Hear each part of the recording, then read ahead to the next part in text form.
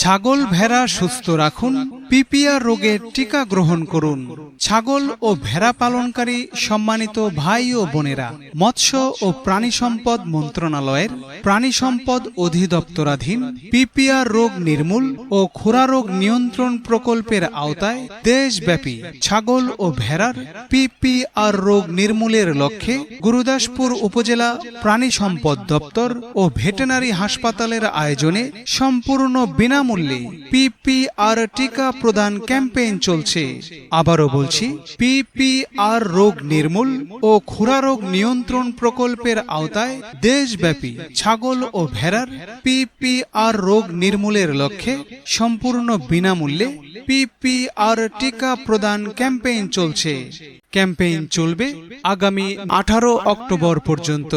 Campaign চলবে আগামী 18 October পর্যন্ত। তাই আপনার ছাগল ও ভেড়া নিয়ে আপনার নিকটস্থ ওয়ার্ডে টিকা কেন্দ্রে গিয়ে পিপিআর টিকা গ্রহণ করার জন্য বলা হলো। শুভেচ্ছান্তে ও আহ্বানে মোহাম্মদ আলমগীর হোসেন, উপজেলা প্রাণী সম্পদ অফিসার, গুরুদাসপুর, নাটোর।